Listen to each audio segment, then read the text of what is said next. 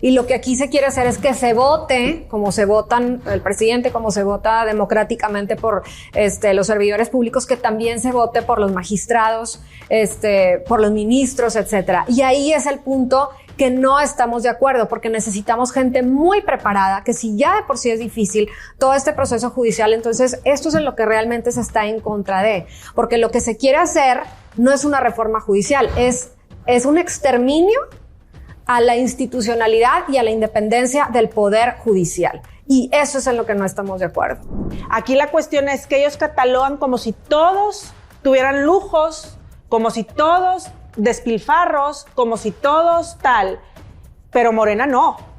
Pero Morena no tiene nada de lujos, nada de despilfarro, nada de nada. Entonces, eso es parte del divide y vencerás. Parte de ese adoctrinamiento, ese storytelling. Me llamaba mucho la atención los datos de que ellas solas han logrado encontrar a 1,230 personas sin vida en fosas, pero con vida han encontrado a 1,300 personas sin el apoyo del gobierno. O imagínense sea, ellas haciendo la chamba ellas solas. Imagínense si ellas tuvieran todo el apoyo necesario. O sea, si ellas lo pueden hacer, ¿por qué nuestras autoridades no lo pueden hacer? Del tío narco a lavarle el dinero al narco hay una gran distancia. Y del tío narco siendo candidato a senador a lavarle el dinero al narco siendo el gobernador de Nuevo León, entonces sí nos debe una explicación.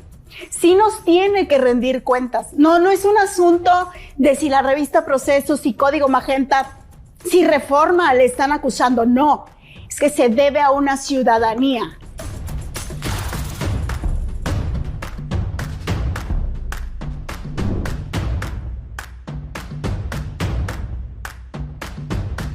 Jueces y magistrados presentes defendiendo el Poder Judicial. Somos estudiantes de Derecho, el día de mañana seremos los futuros litigantes, los futuros jueces, y en ese sentido no queremos deber nuestra carrera a nadie, a ninguna fuerza política ni a ningún poder fáctico.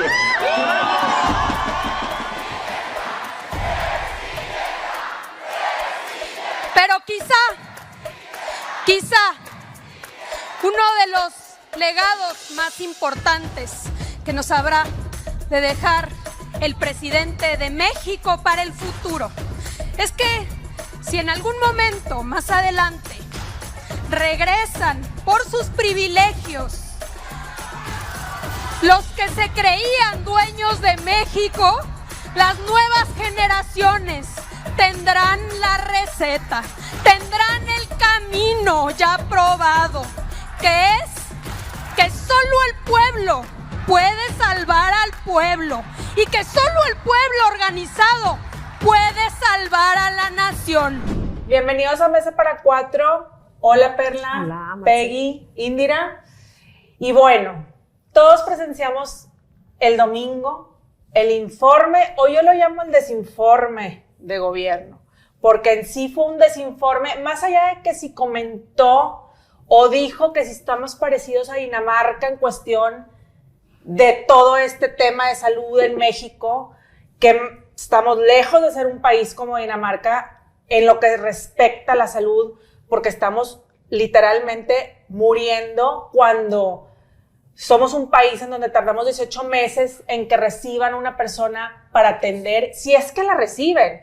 Por ejemplo, en cuestión de cáncer o no, los medicamentos no están, la megafarmacia no funciona, pero eso lo voy a dejar a un lado porque, bueno, ya es muy comentado, sabemos que es una mentira a todas luces, creo que ahí sí es jugar con el dolor de los mexicanos, pero si te vas al informe, punto por punto, todo, yo entre más lo escuchaba, no sé ustedes, yo decía, es broma, yo lo venía escuchando en la radio, iba manejando con mis hijos, me detuve, incluso mis hijos que están pequeños decían, mamá, es broma lo que está diciendo el presidente, o sea, que están pequeños, ya sabían que no era verdad lo que estaba diciendo. Me detuve a escucharlo y decir, ¿cómo es posible que diga que ha erradicado la pobreza, que la violencia va disminuyendo, que el país está en perfectas condiciones, feliz, ¿qué tal? Entonces, Y a unas cuadras veíamos a una resistencia al Poder Judicial, una marcha que se veía una marea, digo, la voy a comparar con la marea rosa, pero se veía muy fuerte en cuestión de resistir a este gobierno en donde había un zócalo lleno de acarreados. Aunque salgan a decir los servidores de AMLO que no eran acarreados, eran acarreados. Se vieron los camiones, se vio la gente acarreada que decía, es un honor estar con Obrador. ¿Cómo va a ser un honor estar con Obrador si nos está mintiendo? Nos está mintiendo. Entonces, yo sí aquí les abro la conversación y dejo la pregunta de, ¿ustedes creen que hoy este líder que está aún en el poder es ejemplo para las futuras generaciones? Estamos con un líder que digamos, oye, qué padre, tenemos un líder que nos representa, que representa a este pueblo bueno y sabio, o que en las escuelas, qué bueno que van a decir que tuvimos a este presidente. No creo. Yo sí creo que hemos tenido también peores presidentes también de oposición, también, pero este ha sido de los peores que hemos tenido porque nos han mentido, sobrementido y se le apostó a que fuera un cambio de verdad. Y ahora yo aplaudo mucho a esta resistencia, que son jóvenes, jueces, magistrados, porque se está dando en un marco de la reforma judicial, pero yo creo que también trae mucho de fondo, más allá de la reforma judicial. Se mueven otras venas, otras cosas del país. Entonces, abro aquí la conversación, incluso ya se sumó la Suprema Corte al paro, y aún así, en estos días, pese a la suspensión judicial, Morena inicia un proceso para aplicar la reforma judicial, pese a la suspensión. Entonces, abro aquí la conversación. Indira, ¿tú qué opinas de todo esto? Estaríamos mejor sin López Obrador. Yo fui de esa generación que creció viendo a un supuesto luchador social que por lo visto utilizó esas causas para hacerse del poder y llegar a la presidencia con cierta legitimidad que nadie se la quita, pero que al final como gobernante y como presidente, que además a mí me toca siendo senadora estos 6 años, lo que veo es una persona que concentra el poder. Es decir, aquello que criticaba tanto de su ex partido, el viejo PRI, esa cúpula de poder que en algún momento defraudó los intereses de un pueblo y que no queremos volver a ver, pues es lo mismo, es lo que él representa. Entonces, se convirtió en aquello que juzgó con mucha severidad. Y quizá esa es la desilusión más grande, porque de cierta manera él prometía este cambio, esta esperanza, que primero los pobres, instalado en una realidad que le sigue doliendo a México. Pero pues tal parece que primero los pobres, los de su casa, que en realidad no es una persona sensible ante los nuevos retos y problemas de México y que finalmente lo que hoy está haciendo, que es cambiar la Constitución a modo de sus intereses, es un balazo, ahora sí que a nuestra democracia, lo que más sagrado hemos tenido, lo que hemos luchado, de donde viene de hecho mucha gente que le ha acompañado a él en complicidad, porque ahora resulta que están callados. Entonces, eso que habíamos logrado tanto con instituciones, con leyes, le está dando un balazo, lo está matando. Y creo que eso es quizá también la reflexión más oportuna, importante y trascendental en este momento. Porque todos los gobiernos tienen claroscuros, al final de cuentas, cosas que se hacen bien, cosas que se hacen mal. Pero nunca nos habíamos enfrentado en la historia moderna de este país a un hombre que con lo mismo que llega, con lo mismo que quiere quedarse con el propio país. Entonces, para mí, pues estaríamos mejor sin López Obrador. No se va a ir en paz a su rancho. Hay cada vez más evidencias de que incluso la doctora, con todo y que apelamos a su carácter científico, en realidad, pues no se puede detener a un hombre que está abusando de su poder. Entonces, para mí es uno de los peores presidentes de México y la peor desilusión es esa, que mucha gente que lo acompañó en su búsqueda del poder, pues hoy entre los desencantados, pero también los que guardan silencio cómplice ante la atrocidad que está haciendo con este país, que es quitarnos los derechos y las libertades que a muchas generaciones les costó una vida hacernos para nosotros. Aparte, no sé, vamos ahorita contigo, Peggy, pero se muerde la lengua al decir, por ejemplo, como los de antes en la corrupción, que robaban en las arcas y tal. Bueno, sus familiares, sus amigos, o sea, se te viene a la mente Nale, Bartlett, los hijos, todo. Entonces dices tú, bueno, eres igual o peor. ¿Cómo es posible que tú estés, mejor quita esa línea, o el que lo haya instruido a que diga esa línea, diga, ay no, señor presidente, esto sabe que no, porque pues usted lo está haciendo, mejor no diga nada? ¿O qué opinas tú de eso, Pedro? Pues de eso que estás diciendo, vimos un presidente que constantemente en 6 años nos mentía en cada mañanera. Fueron 6 años con otros datos. Nosotros como ciudadanos teníamos otros datos o vivíamos otra realidad que no era lo que él estaba diciendo, ¿verdad? Este informe me pareció un roast.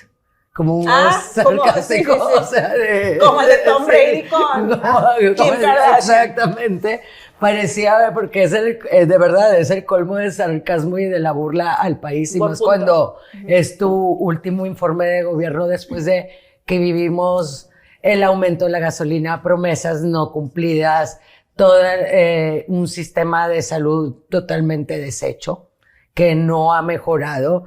No ha arrancado. No ha ni mejorado, ni arrancado, ni lo que prometió. No hay medicamentos. Vivimos el culiacanazo. Yo creo que fue el colmo. No sé si recuerdan cuando soltaron al hijo del Chapo Guzmán. Digo, es ridículo. Realmente todos estos 6 años fueron unos años de tormenta, de desilusión. Yo creo que para muchos mexicanos, para los que creyeron en él, yo creo que todavía más desilusionados, en donde pues se tenía la esperanza ahora con esta doctora, pero pues por lo visto va a ser lo mismo, ¿verdad? Lo estamos viendo hoy con la reforma judicial, con lo que está sucediendo, la desaparición de las instituciones, la línea que se va a seguir es marcada por el presidente todavía al día de hoy, y es la línea que están siguiendo los diputados y la presidenta electa. Entonces, y aparte pues ya sabemos que nos esperan todos parecen adoctrinados. Una Luisa María Alcalde, Ricardo Monreal. ¿Cómo llegó al Congreso ¿Cómo Federal? A ver, ¿qué opinas tú de eso, Perla? Yo creo que estamos viviendo la máxima polarización de este país. Creo que nunca lo habíamos visto de esta manera, aunque hemos tenido presidentes, como bien lo dices tú, Marce, en que hemos estado en mucho desacuerdo. Creo que hoy, híjole, a mí veo todas estas luchas, todas estas marchas, que a la vez la gente está tan motivada por frenar. Yo creo que nunca habíamos visto tanta unión de esta oposición, que no es una oposición partidista, es una oposición, además de partidos políticos, de activistas, de estudiantes. Me dio tanto gusto ver, como dices tú, le estamos dejando esto a nuestras generaciones del futuro, y ver a los jóvenes unidos de todas estas universidades públicas, privadas, desesperados, porque se están informando y están viendo la magnitud de lo que estamos viendo. México, yo creo que es la oportunidad más grande que tenía para hacer una reforma judicial que tanto se necesita, pero no de esa manera. Vemos a los magistrados. A ver, ese es un buen punto. Perdón que te interrumpa en esa parte, porque dicen que interrumpo mucho, pero interrumpo porque hay cosas muy puntuales que dice cada una, que creo que es esencial que lo desmenuzemos. Esa parte es muy importante, de decir, sí necesitamos una reforma judicial, pero ¿cómo? No estamos en contra de una reforma judicial y lo hemos tocado mil veces. ¿Cómo lo abordas? Urge un buen sistema judicial, urgen unas buenas fiscalías, urge definitivamente renovar todo eso, pero no de la manera en que se quiere hacer e imponer, ¿verdad? ¿Cómo se quiere hacer e imponer? Para los que, porque acaba de sacar una encuesta El Financiero, que es de las más recientes, que solo el 41% de las personas sabe que es una reforma judicial. No saben qué significa la reforma judicial o a qué se van a tener. Por si el llevar el sistema judicial es bien difícil. ¿verdad? Es muy difícil, necesitamos gente muy preparada y lo que aquí se quiere hacer es que se vote como se votan el presidente, como se vota democráticamente por los servidores públicos, que también se vote por los magistrados, por los ministros, etcétera. Y ahí es el punto que no estamos de acuerdo, porque necesitamos gente muy preparada, que si ya de por sí es difícil todo este proceso judicial, entonces esto es en lo que realmente se está en contra de, porque lo que se quiere hacer no es una reforma judicial, es un exterminio a la institucionalidad y a la independencia del poder judicial. Y eso es en lo que no estamos de acuerdo. Entonces, creo que han sido 2 semanas muy movidas, muy emotivas, de luchas por todo el país. Aquí en Nuevo León no estamos exentos de eso, que quieres unirte, que quieres promulgarte, pero no está pasando absolutamente nada. Y eso es lo más difícil. Ayer vimos que la Suprema Corte de Justicia hace un paro, que era ya lo último que faltaba en el Poder Judicial, que ellos se levantaran y dejaran de elaborar para poderse promulgar ante esto. Vemos magistrados, vemos ministros que se les está quitando el miedo, que están con una valentía, porque es bien difícil para ellos, que están muy amenazados. Amenazados. Que o sea, juicios políticos, haz de cuenta que los están pasando como palomitas los de Morena, claro, porque evidentemente quieren pasar por fast track, por el arco del triunfo, toda esta reforma. Es que han sido 6 años tan terribles para toda la gente que trabaja en el Poder Judicial. Ayer veía una entrevista de un magistrado que llevaron un escrito a la oficialidad de partes del Congreso Federal, que se lo recibieron hace días, como para hacer un comité de diálogo urgente, que los escuchen. Sabemos que no va a pasar, pero están tan desesperados y mencionaba él y decía, a ver, han sido 6 años en que nos llama fifís, en que nos llama de todo, que nos desacredita. Hay actuarias que se levantan a las 3 de la mañana para ir a notificar, para poder darle solución a tantas problemáticas, y él no ve esa parte. No hay una sensibilidad por parte de Morena de ninguna manera para poder salvar al Poder Judicial, y eso es lo grave. Pero aparte es muy fácil catalogar y decir que es porque tienen lujos, y obviamente hay muchas cosas que afinar.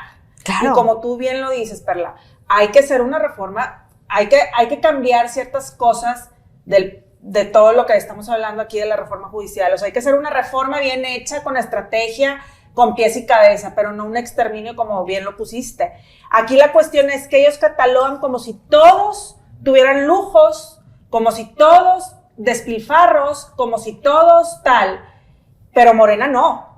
Pero Morena no tiene nada de lujos, nada de despilfarro, nada de nada. Entonces, eso es parte del divide y vencerás, parte de ese adoctrinamiento, ese storytelling que hace que el ciudadano que no entiende la reforma judicial, no porque no quiere entenderlo, porque simplemente no tiene interés o no tiene tiempo, o está primero llevar la tortilla y los frijoles a su mesa, que sentarse a leer, a ver, ¿cómo va a estar lo de la reforma judicial? Porque me interesa. No, su niño no está yendo a la escuela, no está pudiendo comprar ni la canasta básica, porque el desinforme de gobierno, o sea, lo que dijo López Obrador, no, la economía está por los suelos. Cada vez, como dice Indira en una mesa, lo dijo, el jitomate está a no sé cuánto, o sea, ¿verdad? Entonces, digo, no voy a decir un precio porque no voy a decir que hoy ya cambió. Todos los días cambia. Entonces, aquí el punto es,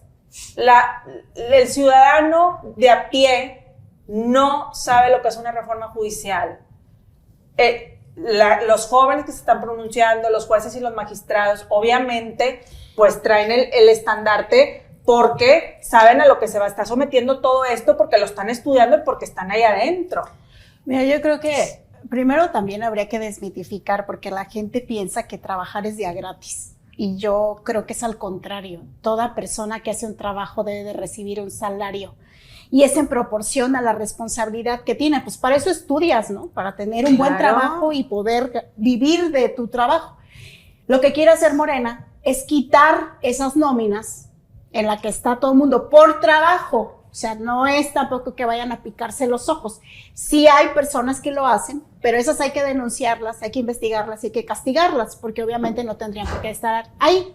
Dejando eso aparte, hagan de cuenta que lo que quieren es quitar esa nómina, y entonces van a simular democracia pero al final, ¿ustedes quién creen que van a promover y a quiénes le van a dar dinero para hacer campaña? A sus amigos. Una persona normal que no se dedica a hacer política, que nunca lo ha hecho, que no es de su interés más que pasar exámenes profesionales de lo que estudió para llegar a un puesto de trabajo en el Poder Judicial, bueno, pues ahora no va a tener oportunidad, porque lo único que van a hacer es llenar esas nóminas de los amigos, de los compadres. Sin estudio. Sí, sin nada. No, y deja tú, a ver quién va a votar. Porque si ahorita en el voto, en las elecciones, tuvimos abstencionismo, ¿quién va a salir a votar porque le va a dar flojera ir a votar por un juez que quién sabe quién es el juez? Entonces va a haber un abstencionismo de aquí a que vayan a votar por esa persona que quién sabe quién es, pues van a poner, como tú dices, al amigo, al compadre, al payaso, Entonces yo no las quiero asustar, ¿verdad? O sea, no quiero sonar estamos de asustados. que... No quiero, o sea, no quiero exagerar. No, sí exagera, porque Bueno, sí va a ser así. ya va a ser así. Sí ya va a me ser lo así. permito, ¿eh? Sí va a ser así. Ya, y sí va a ser si así. no, pues cámbienle, hombre. Pero ¿saben qué es el arma más importante de un dictador? Simular al juego democrático, Sí. apelar a la Exactamente. voluntad del pueblo, usar al pueblo ignorante, porque yo también soy ignorante de algunas cosas, en beneficio para cambiar instituciones, leyes y presupuestos a su conveniencia. Eso es lo que hace un dictador. Ustedes nada más evalúen cuál es el comportamiento de López Obrador. Y también yo creo que vale la pena agregar a eso que estás diciendo, Indira, el discurso comprueba lo que estás diciendo. El discurso, por ejemplo, hoy Ricardo del Monreal dice que esta reforma se va a llevar a cabo precisamente porque es la voluntad del pueblo y la voz del pueblo. Ahorita escuchamos a Marcela decir que el 41% de los mexicanos sabe de cuál es la reforma judicial de acuerdo al Financiero. Entonces, ¿cuál es la voz del pueblo y la voluntad del pueblo realmente? Bueno, de los encuestados. Pero así ha sido todo este sexenio en todo. Ese es exactamente el discurso, no nada más de la reforma judicial, de cualquier tema que se le es de su exponga. pueblo, de su pueblo adoctrinado, de su verdad. De su verdad, de su pueblo adoctrinado, de ese pueblo al que le están vendiendo ese adoctrinamiento, de esos acarreados. Y es un fanatismo. Y es un fanatismo porque ya está ahí. A ver, lo de Luisa María Alcalde, ¿qué onda con eso? O sea, se veía, no sé qué, espérate, la secta en todo su esplendor. O sea, la pastora, parecía un así, de esos, casi creo que faltaba el exorcismo ahí, o sea, ¿qué está pasando? O sea, lanzó ahí una pregunta en el desinforme de casi que voto popular de ¿la reforma judicial va o no va? Y a sus adoctrinados, o sea, ¿y qué opinan ustedes de esta parte? Pues yo me sentía como si estuviera en un concierto de rock en donde el artista le grita a los que van al concierto y obviamente todos ¡ah! Sí, pues claro, estamos ante un fanatismo en su máximo esplendor. ¿Cómo se le ocurre al presidente preguntar ahí? Pues sí, es como para querer callar bocas, sabemos, pero es algo ridículo. De verdad, es de miedo, no es de exageración. Es de miedo porque esto no es un juego y la resistencia de la que estamos hablando es muy necesaria, es el contrapeso que hoy esta sociedad necesita, es un contrapeso y es un despertar que se está viendo y creo que es el inicio de una resistencia que ahí viene más fuerte cada vez más, porque yo sí lo veo. Yo antes no veía a los jóvenes así como están ahorita. Definitivamente. Y están súper pronunciados. Y no en redes sociales, están en las calles.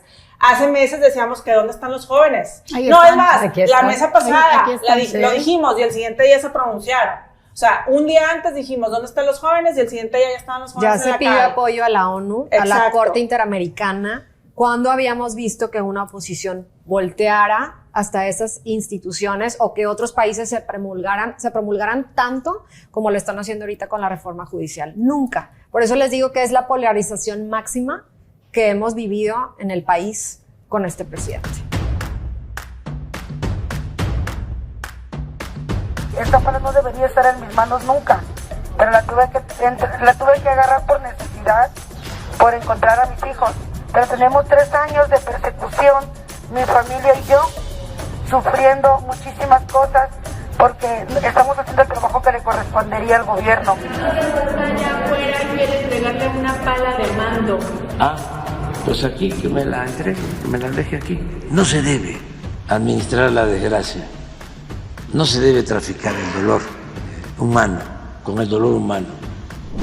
Bueno, y mientras AMLO seguía con su desinforme y decía menos feminicidios, menos tal, todo en pro de la mujer, en México en estos 6 años no vimos nada en pro de la mujer. Nada. Tan nada que las madres buscadoras fueron separadas de un zócalo. La imagen es impresionante, o sea, porque se ven las vallas, las madres buscadoras de ese lado y acá los acarreados y AMLO dando el desinforme de gobierno. Entonces, ahí sí yo creo que las madres buscadoras han sido las más lastimadas en este sexenio porque han sido ignoradas, desechadas, ninguneadas y pisoteadas, porque aún a la fecha hay más de 100,000 personas desaparecidas y las que desaparece el gobierno digitalmente en los informes que hace, porque han desaparecido en ese sexenio. De repente, de la nada, en sus bases de datos ya aparecieron esas personas. Cuando los familiares dicen, no es cierto, sigue desaparecido. Entonces, y hay muchos, por ejemplo, Los Angeles Times y New York Times han hecho muy buenos reportajes en donde han dado con las personas que siguen desaparecidas y acá en México están aparecidas. Entonces, es una dualidad, es lo mismo que estábamos comentando con los medicamentos. Y aquí pongo a Ceci Flores y a Claudia, ponemos a Ceci Flores y a Claudia Sheinbaum, porque si AMLO ya le pasó la estafeta a Claudia Sheinbaum, entonces que no claudique Claudia Sheinbaum en este tema, que es un tema prioritario en este gobierno. Porque el que sea madre, la que sea madre y tenga un niño desaparecido, o un hijo, o una hija, o un familiar, no quiero ni pensar que este gobierno no tengas apoyo del gobierno. Incluso un día después del informe, Ceci Flores incluso halló todavía, junto con las madres buscadoras, otras fosas clandestinas y no tuvo ayuda de las autoridades. Entonces, incluso se aventó ahí un comentario de mucho Dinamarca, pero pues aquí ni siquiera cerquita de Dinamarca. Entonces, bueno, abro aquí la conversación. Es muy doloroso saber que mientras que un presidente mentía, la realidad es otra con las madres buscadoras. Indira. Es una crisis humanitaria que de hecho Andrés Manuel López Obrador se comprometió en el 2018 a poderla atender. Es más, es una de las causas por las cuales llegó también a la presidencia. Pero en lugar de darles una respuesta y acompañarles, porque al final son víctimas también de lo que ha estado sucediendo, esta tragedia que no es nueva y que tiene muchos años, lo que hizo fue deslegitimarlas. Y eso es muy grave, porque una cosa es que el gobierno no tenga la suficiencia como para poderles responder, pero otra es que el mismo político que dijo ser sensible a esta causa sea quien la traicione, haciéndolas ver como si ellas fueran parte de un complot, de un tipo de conspiración o aliadas de sus supuestos enemigos. Eso es muy grave. Yo esperaría que Claudia, no solamente como mujer, sino en el entendido de que esto no debe de suceder en un país que se supone pues tenemos derechos y que además debería, hablando de esto de que supuestamente les interesa el poder judicial para que se haga justicia, que es un mito, pero bueno, pues que se le dé cuenta, se les rinda cuentas a estas mujeres, pero ante todo la reivindicación política de no estigmatizarlas y no dejarlas en la revictimización en las que las ha dejado Andrés Manuel López Obrador, que es simplemente darles el lugar, el respeto, el reconocimiento que merecen porque eso de cierta manera sí es la deuda. La deuda es sobre la dignidad de estas mujeres, más allá de que obviamente todas las personas tendríamos que estar exigiendo que aparezcan con vida cada una de esas personas que han desaparecido de forma forzada.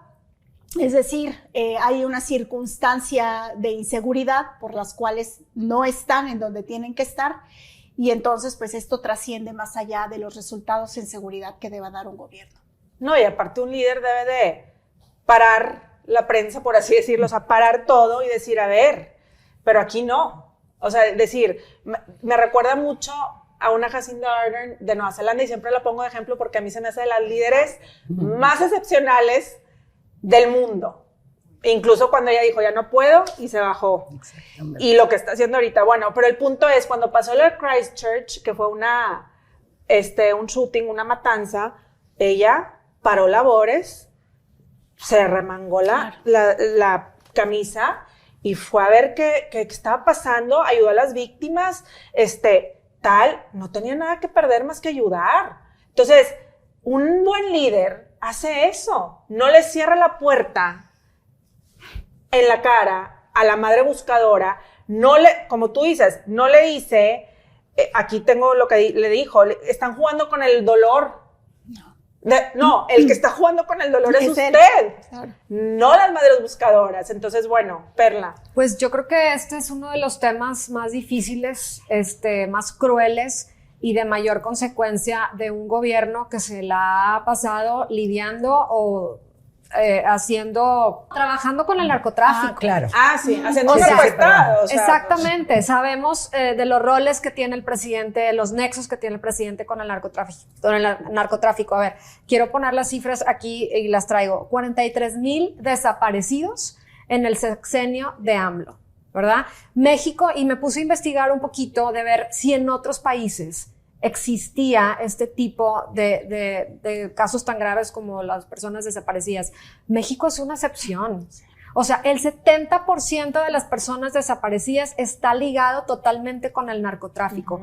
Y hay puntos muy específicos y medulares como para poder trabajar en la prevención. Que de prevención este hombre y su gobierno no ha hecho absolutamente nada. Y aquí ojalá el nuevo secretario de Seguridad Pública tome este tema y lo agarren por los cuernos, porque es un tema al que nadie le quiere entrar. Por ejemplo, las mujeres que son víctimas de desaparición tienen unos rasgos específicos. Son mujeres de tal estatura, de tal complexión, color de piel, pelo largo. ¿Por qué? Porque son mujeres que se van a la trata, que es otro tema al que nadie le ha querido entrar. Y los hombres son hombres más altos, de la estatura normal de un mexicano, robustos, tienen ciertas peculiaridades porque los mandan para ser sicarios. Entonces, si ya tenemos estas cuestiones tan identificadas, ¿por qué no se ha trabajado de una manera incansable en cuestión de la prevención? Hay una burocracia terrible, vemos a las fiscalías. De hecho, estoy trabajando en un tema para trabajarlo junto con la Fiscalía aquí en el Estado, y ahora que dimos el discurso de los diferentes grupos legislativos en el Congreso, hacía un llamado a mis compañeros y decir, olvidémonos de toda esta crisis política que estamos viviendo y pongámonos a legislar en temas de trata de personas, en temas de desaparecidos, en temas de migrantes. Vemos caravanas. Sí, porque es junto con pegado. Vemos caravanas de madres buscadoras de migrantes en México, lo que no ves en ningún lado, porque sabemos que los migrantes son siempre un punto de atención para el narcotráfico, para el crimen organizado, porque llegan y los toman y se los llevan. Entonces, es un tema, híjole, me duele. Ayer veía las entrevistas que le hacían. Ella llegaba con la pala, esperaron por horas, mamás de buscadoras enfermas esperando en el Zócalo, donde no las dejaban pasar porque ya estaban todas las sillas para el informe del presidente, no les daban agua, no les daban de comer. ¿Y qué contestó el presidente? Que me dejen la pala. ¿Y qué dice Claudia Sheinbaum de esto? Que es ahora lo que más me importa, porque pues es la que se queda con la estafeta. Que me den propuestas. No, señora. Al revés. Usted es la que tiene que dar las propuestas. ¿Cómo le pides a las madres buscadoras que te den propuestas? Tú eres la jefa de la jefa que se va a quedar. Exactamente. Sí. Entonces, pues no sé qué esperar de esta nueva presidenta en este tema. Espero que realmente le agarre el toro por los cuernos, y si no Nosotros como legisladores en cada estado debemos de tomar en el Congreso este tema, perderle el miedo, porque también obviamente es un miedo. Ha habido legisladoras que me ha tocado conocer que ahora estoy yo ahí adentro y hemos retomado el tema y que han sido amenazadas. Que las fiscalías realmente se pongan a trabajar en ese aspecto, que se den presupuesto para este tema, porque desde ahí viene todo. Incluso que exista una agencia de protección para ese tema. Exacto. O sea, que si tú... Sí existe. Sí, aquí existe en la Fiscalía de Nuevo León, pero obviamente no es un tema al que se le da prioridad. Y que sin un presupuesto, obviamente etiquetado, o sin un presupuesto, porque no tenemos presupuesto, es un círculo vicioso y jamás se va a ver. Porque ya existen las leyes, porque ya existen las fiscalías, pero no se hacen muchas cosas. Y porque es un negocio, al final de Totalmente. Lastimosamente. Sí. El trabajo de las madres buscadoras yo creo que es de lo más doloroso para ellas verlas, porque siempre estar con una esperanza de encontrar a tu ser querido vivo, dormir o y levantarte para poder que tengan un entierro o algo. Me llamaba mucho la atención los datos de que ellas solas han logrado encontrar a 1,230 personas sin vida en fosas, pero con vida han encontrado a 1,300 personas.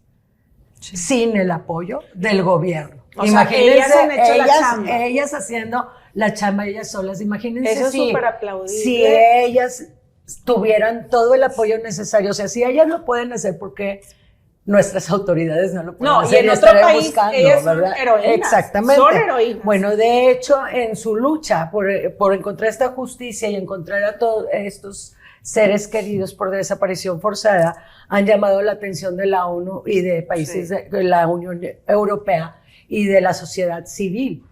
Y a través de una iniciativa de la ONU que se llama Spotlight, es por donde ellas han recibido realmente todo el apoyo, pero es fuera de México. En México es a través de la sociedad civil lo que lo apoyan.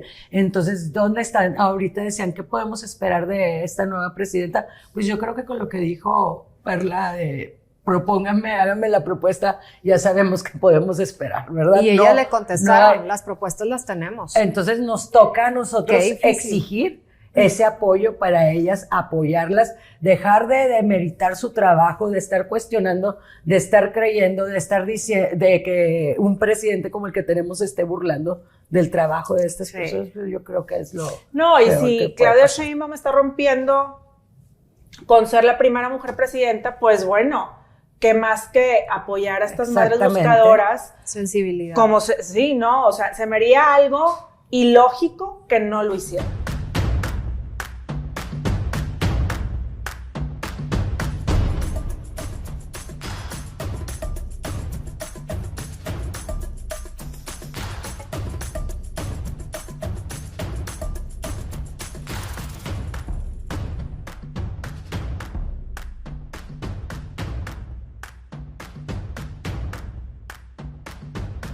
Bueno, y el deporte favorito de Nuevo León no es el fútbol, al parecer es la corrupción y del gobernador de Nuevo León, porque cada vez salen más trapitos al sol. Ahora la revista Proceso saca un súper reportaje de Samuel y los despachos, ¿verdad? Y cómo todo se triangula y acaba en las arcas, o sea, acaba inmiscuido el narcotráfico, ¿no? Y cómo también empieza a desglosar como los despachos relacionados con el papá también, de, por ejemplo, un despacho de 2016 de estar en 4 millones, pasa a 59 y cierra con 70. Y así se va, dependiendo cuando es senador, etcétera. Entonces, les recomiendo que se echen un clavado, a que lean bien el reportaje, pero aquí lo pongo sobre la mesa porque ¿hasta cuándo? ¿Hasta cuándo y cuándo va a actuar la ley? Porque, pues bueno, yo cuando lo vi, que lo mandamos, lo empezamos a mandar entre nosotras, y yo dije, pero pues ya es lo que hemos visto, ya es el terreno, ya los 200 millones de pesos que le costaron la candidatura a la presidencia, ya es otra cosa que saca otro medio, otra cosa que se sacó aquí en Código Magenta, ya otra cosa que se sacó en Reforma, ya otra investigación de no sé dónde, o sea, investigaciones y papeles hay, pero la ley, ¿dónde está? Yo no la veo. Ya las mujeres que se unieron, las 6, también ya interpusieron denuncias. ¿Qué procede? Ya por todos lados hay cosas. El juicio político, pues ya, se amparó, tal, Bueno, ¿y qué pasa? ¿Y qué va a pasar? ¿Sí? ¿Qué va a pasar? Veo una esperanza, una luz al final del túnel, porque yo creo que ya cuando Proceso, que es una revista a nivel nacional, no es tan local o tal, por ejemplo, en su momento tocó al Bronco, se le vino el dominó hacia atrás. Entonces, aquí yo sí pongo sobre la mesa, y no es obsesión de que estamos tocando todo el tiempo el tema de Samuel, es corrupción, porque mucha gente, les encanta tocar el tema de Samuel. No, es que somos una mesa que la hacemos en Monterrey, Nuevo León, y por ende somos regias, y por ende es el gobernador de este estado, y por ende vemos que el estado está hecho pedazos, porque tampoco se está cumpliendo en seguridad.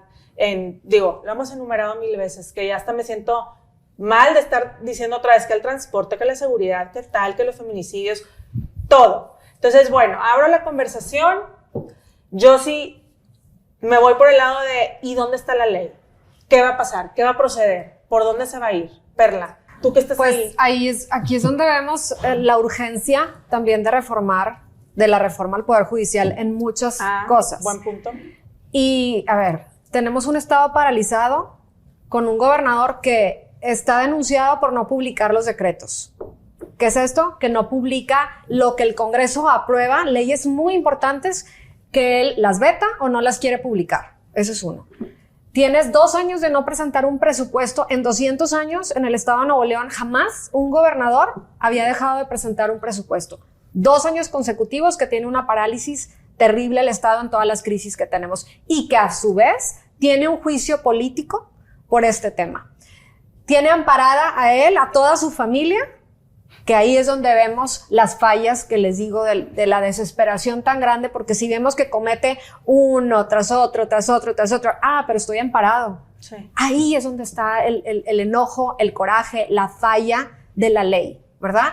Y ahora obviamente, bueno, los 200 millones, las triangulaciones de sus despachos, el terreno, la joya de la corona, y ayer, así ya como la cerecita del pastel, la gotita que derramó el vaso, los nexos con el crimen organizado. ¿A qué más tenemos que llegar para que este hombre se le aplique la ley? Como dices tú, estamos muy desesperados en el Congreso, estamos truncados, estamos paralizados. Es una vergüenza el Congreso que tiene Nuevo León, y es una vergüenza las crisis tan graves que no habíamos visto, se puede decir que nunca, en muchas cuestiones. Entonces, bueno, ahora tampoco quieren dejar a Lorena, que es la presidenta de la mesa directiva, nuestra compañera. Exactamente, y que hay una denuncia porque la mesa directiva supuestamente no se hizo como se debería de hacer. Es otra parálisis, que ellos quieren tomar el mando, que a ver, tampoco tienen mayoría. Entonces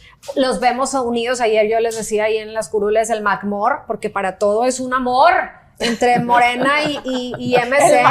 El MacMor, de verdad, es todo, se ponen de acuerdo, se vota igual. Es terrible lo que estamos viviendo, y la parálisis legislativa. Indira, ¿se acuerdan que en su campaña uno de los temas era que iba a pasar a la historia como el gobernador más joven de Nuevo León? Uh-huh. Y que su juventud era prácticamente una garantía de que lo iba a hacer bien. Y hoy no solamente va a pasar a la historia como uno de los más corruptos de Nuevo León, sino como el único que está ligado con el crimen organizado y que está acusado de lavarle el dinero al narcotráfico. No es cosa menor, es algo muy grave. Y nunca en la historia de Nuevo León, si revisamos, habíamos tenido un perfil como estos, que además se ha hecho de enemigos sea gratis. Es decir, en la política, normalmente, obviamente, que no todas las personas van a pensar como tú, pero no quiere decir que eso implique que nadie piense como tú, ¿sabes? El arte de gobernar es hacer causa en común y hacer aliados. Pero resulta que este señor hoy no tiene un solo aliado en la clase política. Y eso también es grave, porque entonces, ¿cómo va a gobernar si está creando crisis, caos y conflicto en todos lados? Eso tampoco nunca se había visto. Entonces, estamos frente a una persona acusada de delitos graves, acusada de no tener ninguna intención de gobernar realmente a un estado tan rico, porque tal parece que somos un botín. La riqueza se le está llevando al despacho de su padre. ¿Cómo no estar molestos? Hoy solamente tiene un castigo, que está fuera de la ley, que es los narcisistas normalmente, una vez que son descubiertos, tienen el desprecio de la gente. Pero es el primer castigo. Yo esperaría que toda esta gente y que todo este desprecio que está cosechando no se quede nada más en un levantamiento de voces al unísono. Entonces sí, tenemos que hacer algo, porque no podemos llegar al 27 con un perfil que denosta, que intimida, que hostiga, que violenta a la gente que hoy vive en Nuevo León. Porque a mí que no me digan que no es violencia que una persona esté esperando 2 horas en el camión. A mí que no me digan que no es violencia que te abras la llave y no caiga agua. A mí que no me digan que no es violencia que no tengas caminos hacia las zonas rurales del estado. Entonces, pues por lo visto, hoy todo ese dinero que se lo están llevando a su casa amerita que la gente tome acciones. Más allá de la política y más allá de lo que pueda hacer el Congreso y más allá de lo que pueda hacer el desprecio. Porque si algo en Nuevo León ya nos quedó claro, es que hoy no tiene el respaldo con el que llegó. Tan es así que, como yo digo, porque he sido objeto de hostigamientos a partir de levantar la voz, pues nos va a tener que hostigar a todos. Porque ahora sí somos todos, ¿eh? Pero él dice que tiene valores. O sea, porque después del sí, proceso... las historias. Sí, Como mi a padre mí me me los educaron con impuso. valores y entonces a mí me están levantando falsos, y tal. Entonces, bueno, buen punto lo que acabas de decir. ¿Tú, Peggy? Pues no es cualquier cosa lo que publicó ayer la revista. No es cualquier cosa. O sea, Léanlo. es pues muy increíble con pruebas, porque normalmente cuando hay un tipo de ese tipo de investigaciones son con pruebas para poderlas publicar. Pero es que muchos medios hemos sacado con pruebas. Exactamente. Y O sea, en otro país ya hubiera sucedido algo. Es a lo que voy. O sea, normalmente en este tipo de publicaciones Por eso digo, ¿dónde está hay la ley? una investigación detrás. Ajá. Y son las pruebas que se tienen para poder publicar algo. Una revista tan seria como Proceso y vincularlo al narcotráfico, vinculándolo a los Beltrán Leiva específicamente. El lavado de dinero es un tema muy grave y es un tema muy grave para nuestro estado. A mí que me preocupa es nuestro estado, la estabilidad de nuestro estado y de los ciudadanos aquí en Nuevo León. Tenemos ahorita altísimos índices de inseguridad, en donde lo vivimos día a día y es porque por estos nexos que se viven, por eso no es tierra de nadie. Exactamente, te empiezas a cuestionar, por eso es tierra de nadie todos los municipios rurales, que tenemos, en donde hay una migración tremenda, donde familias están saliendo de sus casas porque ya no pueden vivir ahí ahorita, donde nosotros como padres de familia o muchos que yo conozco estamos con el alma en un hilo de nuestros hijos van a llegar a la casa bien, van a salir en la noche, va a haber secuestros, va a haber cosas, ¿por qué? Por lo que se está viviendo aquí en Nuevo León. Entonces, con este tipo de reportajes, con toda la corrupción que hay detrás, ¿qué se va a hacer con estas denuncias? Que va a pasar algo, no va a pasar nada. Estamos en manos de quién. Lo van a seguir protegiendo desde la presidencia, como ha sido hasta ahorita, la va a seguir protegiendo Claudia Sheinbaum, o se va a tomar acción aquí en Nuevo León. ¿Para qué? Para el bien de nuestro estado y de todos los ciudadanos. Y con jueces porque aparte no nos merecemos esto. Imagínate. No nos merecemos esto porque aparte no es un tema de, porque tú decidiste o votaste por él. No. La gente no votó por esto que está sucediendo ahorita. No. Votó por una esperanza de un cambio real, de que hubiera una persona que viniera a cambiar las cosas de todo lo que veníamos viviendo en Nuevo León desde años atrás, con diferentes partidos políticos. Es por lo que la gente votó y por eso creyó en su juventud y creyó en su gobierno incorruptible, que resultó corruptible, ¿verdad? Por lo que estamos viendo. La gente votó porque no estaba con Morena, y era abiertamente lo que decía, que era anti-Morena, etcétera y todo, y ha resultado todo lo contrario. Entonces yo creo que tiene eso que pone en sus historias, que no tiene por qué dar más explicaciones, que no va a caer en el juego, pues qué pena. No, pero si tiene que dar explicaciones. Pero sí nos tienes que dar porque te debes a la ciudadanía. O sea, esa es la realidad, te debes a la ciudadanía. Tú como gobernador te debes a la ciudadanía y tienes que darle explicación a los ciudadanos. No, estaría genial que ahora sí saque su pizarrón. Exactamente. Y que saque, así como sacó su pizarrón aquella vez, pues otra vez, ¿no? Que ese pizarrón ayudó muchísimo a explicarnos todo. O sea, yo sí creo que ya estos líderes que se creen sus propias mentiras, como bien lo dices, narcisista, Indira. O sea, ya que se crean sus propias mentiras, eso me parece tan grave, porque te estás creyendo que la demás gente es tonta.